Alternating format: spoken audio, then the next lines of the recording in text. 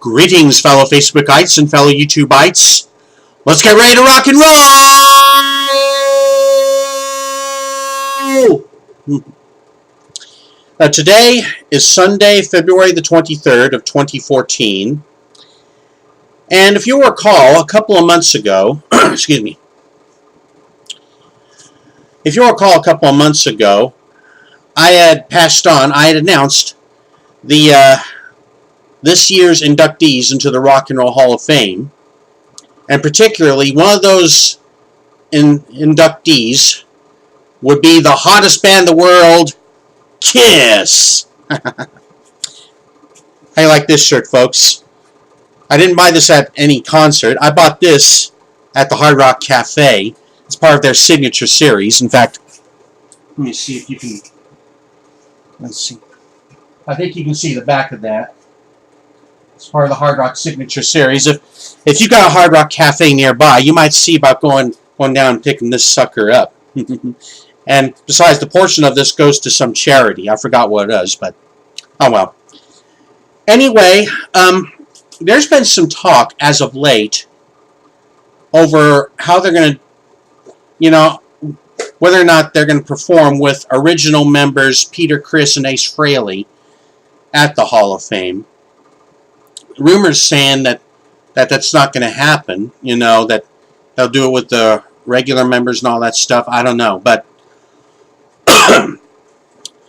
but I've got KISS as one of my likes on Facebook. Earlier, I think it was yesterday or something like that. Anyway, they made a statement which may not be the best news in the world, but supposed to be to clear up any all the rumors that you may have heard about whether or not Ace and Peter would be at the Hall of Fame induction ceremony. But check this out. This is a Rock and Roll Hall of Fame statement from KISS. Not from anyone else, but from KISS themselves. To all our fans in regards to the Rock and Roll Hall of Fame. Out of respect, Ace and Peter's recent statements demand a quick response to you, our fans. I can't really say what those recent statements from Ace and Peter are, but oh well. Our intention was to celebrate the entire history of KISS and give credit to all members, including present long-time members Tommy Thayer and Eric Singer, and additionally Bruce Kulick and Eric Carr, all who have made this band what it is, regardless of the Rock and Roll Hall of Fame's point of view. Although KISS has moved forward far longer without them, Ace and Peter are at the very foundation of what we have built, and this would all be impossible had they not been a part of it in the beginning. It is over 13 years since the original lineup has played together in makeup, and we believe the memory of those times would not be enhanced.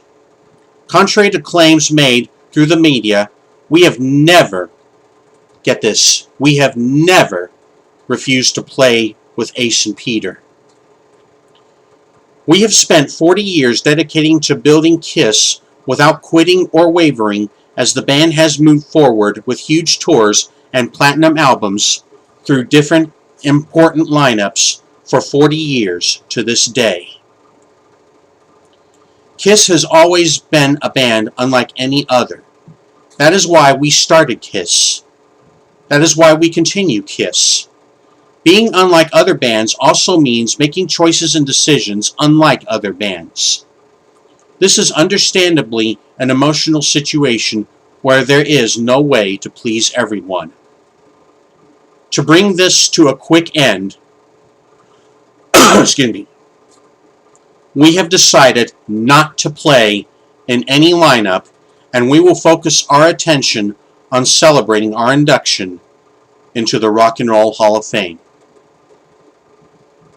We are excited and are looking forward to seeing you all on the KISS 40th Anniversary Worldwide Tour.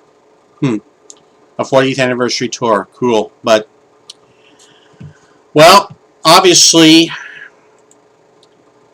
it's not the best, not very going to be a very popular answer to the whole KISS situation, but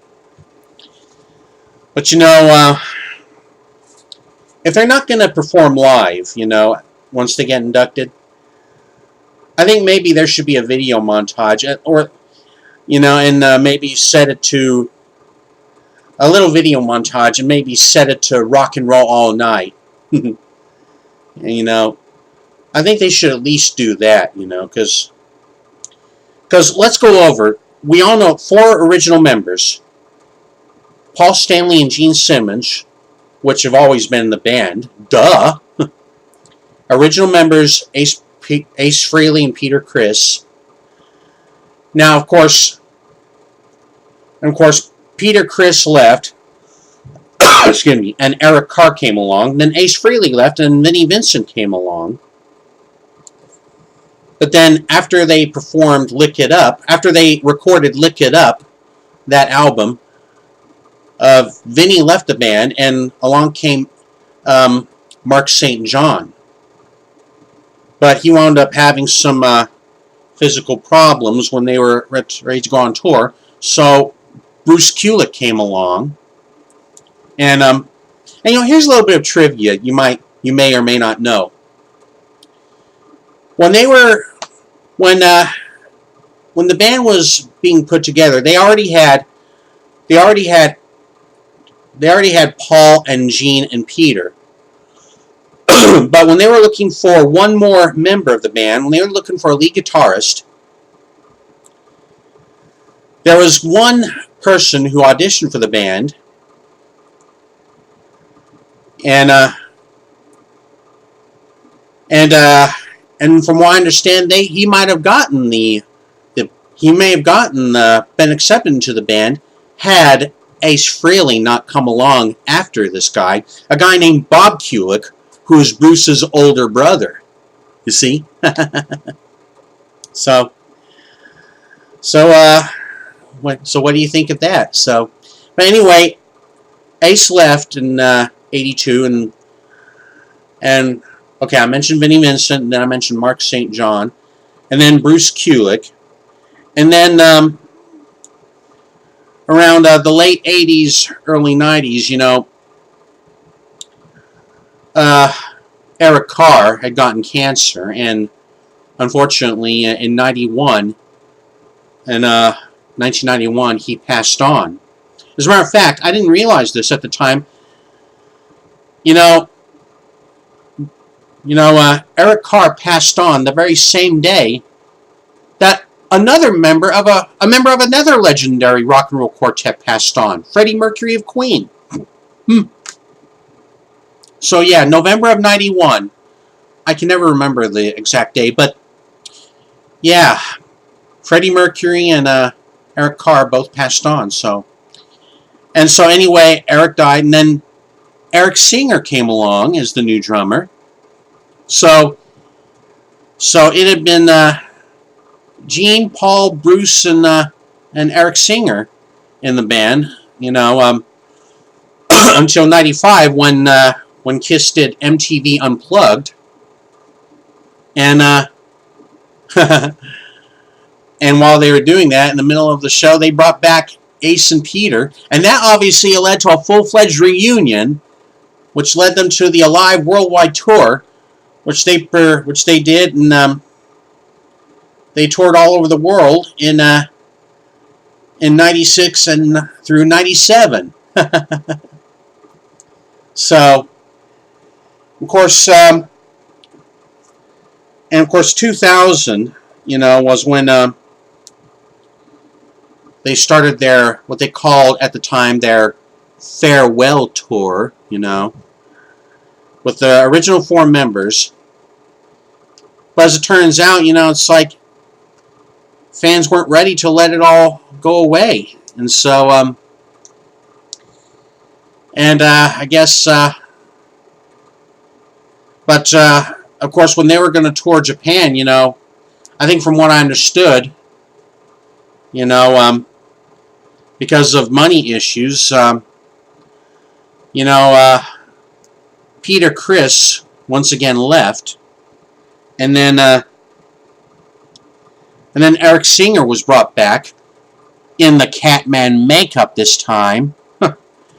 You know, obviously, those four personas, Demon, Star Child, Space Ace, and Catman, those four personas being, I guess, kind of, I guess you could say, the property, the property of the KISS catalog, you know, a KISS organization, you know, all that legal stuff, you know. But from what I be hearing, you know, Peter Criss would be, and it's kind of funny because you see, when Vinnie Vincent joined the group, he didn't wear, KISS was still in makeup, but Vinnie didn't wear that, he didn't wear the spaceman makeup. He wore that, a silver ankh, you know, that Egyptian symbol on his face. And Eric Carr, he had the persona of a fox instead of the Catman, you know. But of course, anyway, Peter Criss, he would say, you know, when he would talk about someone else in the band wearing the makeup that the design he created, it's like, you can take the mask off the you can take the mask off the Lone Ranger and put that mask on someone else, but that doesn't make that person the Lone Ranger. Well, I guess a lot of stuff going on and all that, but but what can I say, folks? Even though it's not the best, probably not going to be the most popular thing, you know, but KISS has made it official. They're not going to perform at the Hall of Fame induction ceremony. So, hopefully, you know, I sure hope that whoever's going to put together that show, they're going to make up for it. You know, maybe do a little video video montage and all that stuff, you know. I would hope so, but, well, I guess that's the way it goes, folks. So, okay, well, with that being out of the way, there's one other thing I'm going to do right quick. I got some birthday shout-outs to give out to a couple of people who had birthdays who had birthdays this past week. Okay, hold on. Oh, yes. Here we are. This past Thursday, an old friend who lives down in Austin, I think he does a little, I think he plays live music, you know.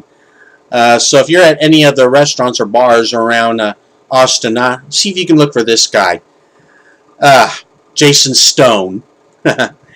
He had a birthday this past Thursday. Hope you had a happy birthday, man.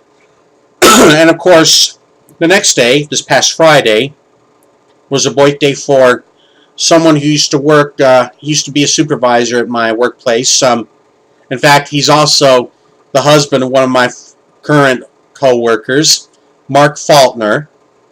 He had a birthday this past Friday. Hope you had a happy birthday too, my man. Okay, so with that being out of the way, I think that's going to do it for now. And so anyway, so now we know the answer to the KISS dilemma of how they will or will they not perform at the Hall of Fame ceremony. So I guess that's the way it goes, folks. So anyway, with all that out of the way, that's going to do it for me for now.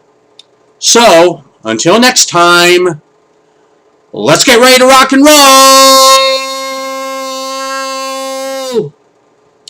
Crisscross applesauce out. See you later.